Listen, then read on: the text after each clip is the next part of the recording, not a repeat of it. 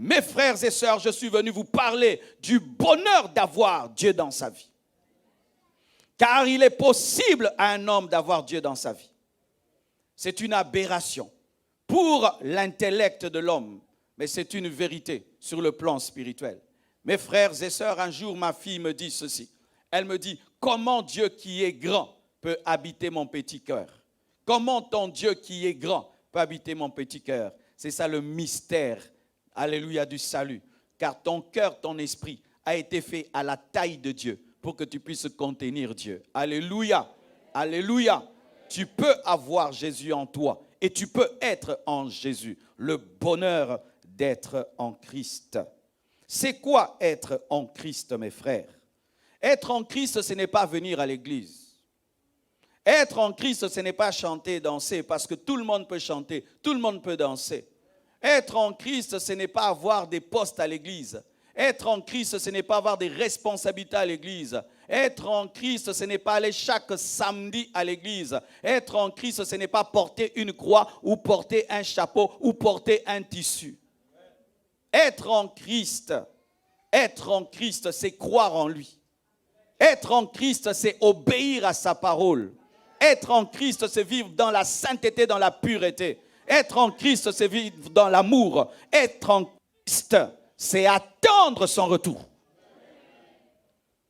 Es-tu en Christ, mon frère? Il se peut que tu es dans une famille chrétienne et tu es entouré de chrétiens et tu penses que tu es chrétien. Ce n'est pas parce que tu sens mon parfum que tu es parfumé. Ce n'est pas parce que tu habites à côté d'une piscine que tu sais nager. Et ce n'est pas parce que tu es entouré de chrétiens que tu es chrétien. Et ce n'est pas parce que tu écoutes la parole que la parole est entrée en toi. Est-ce que tu es en Christ? Être en Christ, mes frères et sœurs, c'est être sous sa seigneurie. C'est-à-dire ce n'est plus toi qui règnes, ce n'est plus toi qui gouvernes, mais c'est Jésus qui te gouverne. Est-ce que tu es en Christ? Je parle pas du bonheur de venir à l'église, je parle du bonheur d'être en Christ. Car si tu es en Christ, tu auras le bonheur dans l'église. Mais si tu n'es pas en Christ, l'église ne te donnera pas le bonheur. L'église va te donner des sensations, mais ne te sauvera pas. Es-tu en Christ? Es-tu en Christ? Et si tu es en Christ, sois heureux. S'il y a quelque chose qui peut être un paradoxe aujourd'hui, c'est d'avoir des chrétiens qui sont malheureux.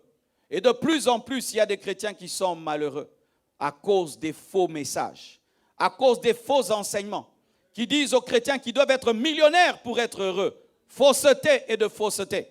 Qu'il faut aller aux États-Unis pour être heureux. Là-bas aussi, il y a des malheureux. Qu'il faut se marier pour être heureux. Si Jésus ne te donne pas du bonheur, ton mari ne te donnera pas le bonheur. Si Jésus ne te donne pas le bonheur, ta femme ne te donnera pas le bonheur. Des chrétiens qui recherchent le bonheur dans le mariage, alors que le bonheur est en Jésus. Et nous le suivons, nous entrons dans le mariage avec le bonheur que nous a donné Jésus. J'aimerais te dire la vérité, j'étais un célibataire heureux avant de me marier.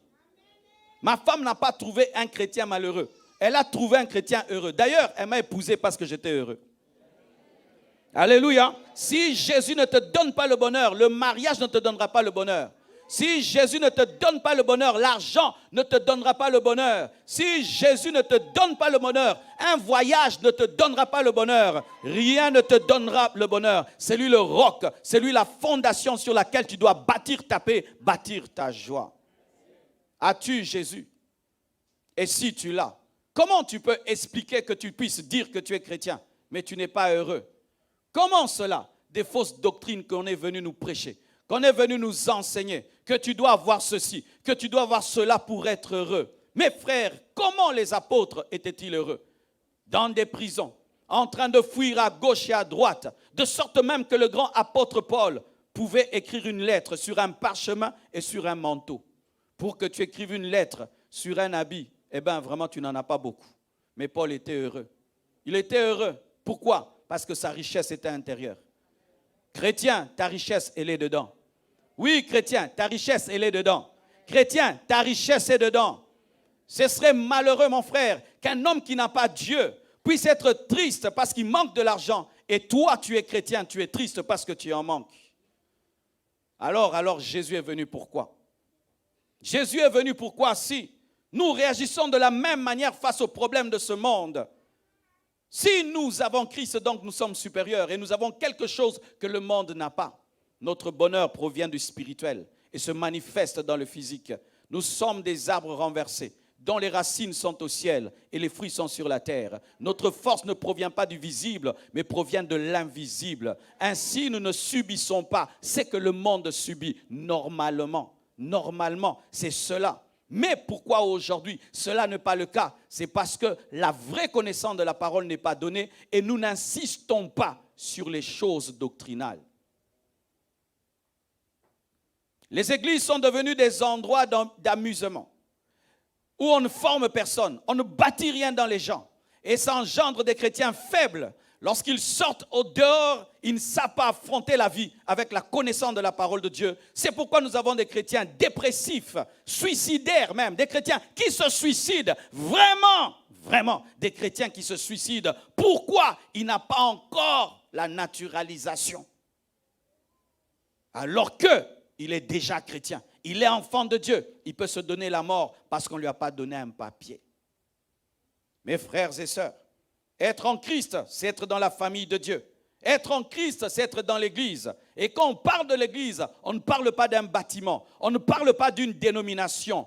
On parle de l'ensemble de tous les vrais enfants de Dieu, répandus dans le monde, morts et vivants. Frère, quand tu crois en Jésus, tu entres dans une famille. Et quiconque ici se sent rejeté, tu n'as aucune raison d'être rejeté. Tu as une grande famille constituée des milliards et des milliards de frères et je t'en parlerai. Alléluia.